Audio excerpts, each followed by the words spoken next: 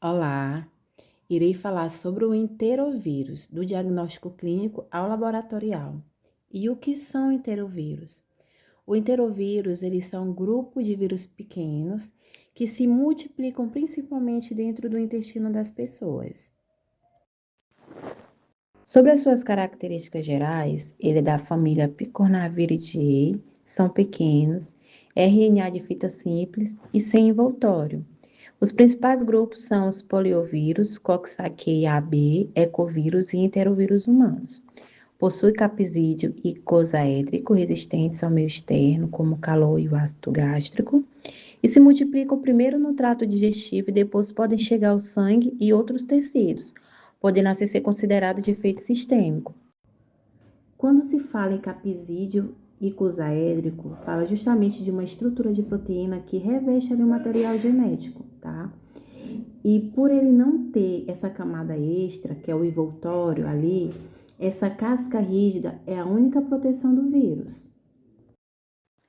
Sobre os tipos de enterovírus, existem vários, mas eu destaquei aqui alguns principais, como, por exemplo, o poliovírus, que é responsável pela poliomielite, que é um tipo de paralisia infantil, ou seja, é uma doença que pode atacar o sistema nervoso e provoca fraqueza ou paralisia permanente.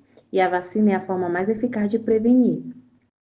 Temos também o coxsackie-vírus A e B, os maiores causadores da síndrome da mão, pé e boca, né, que causa ali febre, ferida nas mãos, nos pés e na boca, e também podem provocar outras infecções, como inflamação na garganta ou músculos.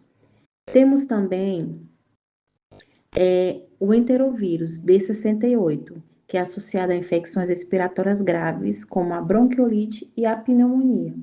E ela existe um cuidado muito maior em pessoas com problemas respiratórios e principalmente em crianças.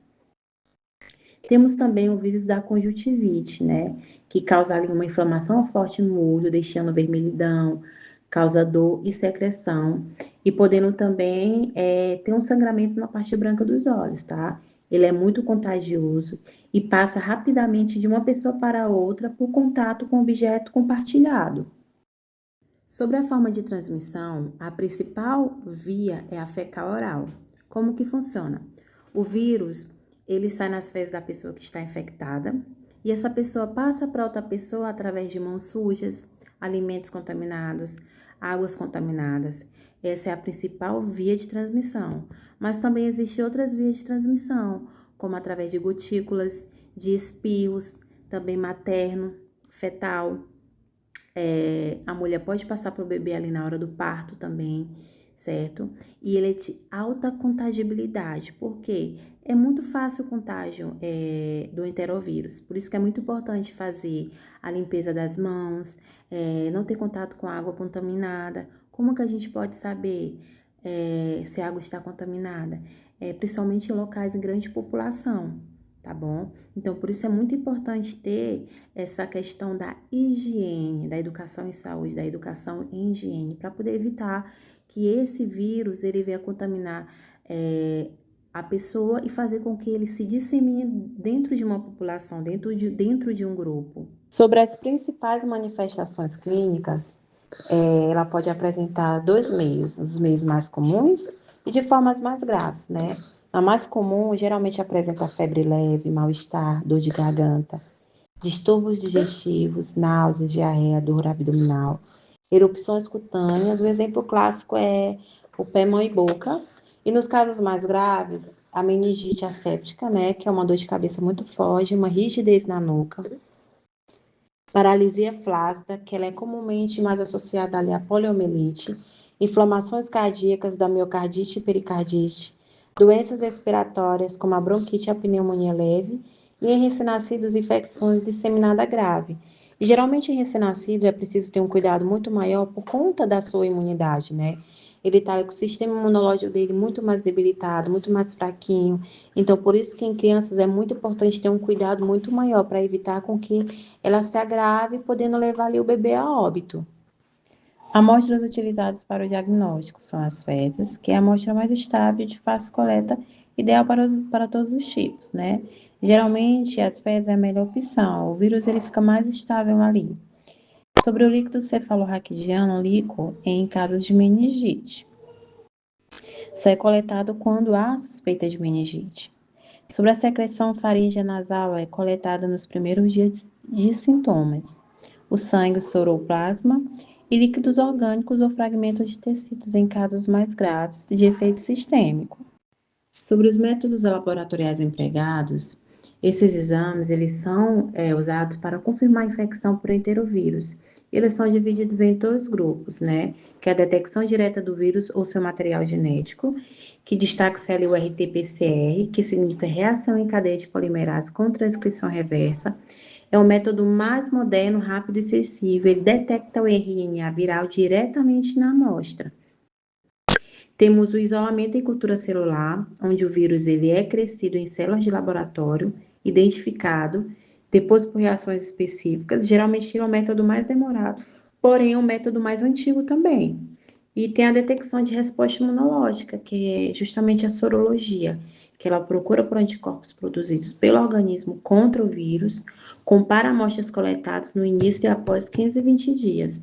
Ou seja, a sorologia ela não procura o vírus em si, mas sim um anticorpo que o corpo produziu para combater a infecção. Diferença entre testes rápidos, sorologia e PCR. No teste rápido, ele detecta antígeno ou anticorpo em minutos. Prático, mas menos sensível. Geralmente ele é usado só para triagem, tá? Ele tem uma precisão bem baixa. A sorologia, ela verifica anticorpos, não detecta o vírus direto, serve só para infecção passada ou fase tardia, né? A sua precisão ela é média. E o PCR, ele detecta o RNA do vírus, o mais preciso e confiável, recomendado para confirmação em casos graves. Ou seja, a sua precisão ela é bem alta e bem específica. Qual o momento ideal para a realização do exame? Geralmente em amostras fecais de garganta, nos primeiros 3 a 7 dias após o aparecimento dos sintomas, quando há ali a maior quantidade de vírus presente. Com relação à líquor, logo após o suspeitado quadro neurológico. Sobre a sorologia, na primeira amostra é logo na consulta e na segunda amostra após 14 a 21 dias, onde há um aumento de anticorpos e confirma a infecção recente. Vale ressaltar um ponto importante.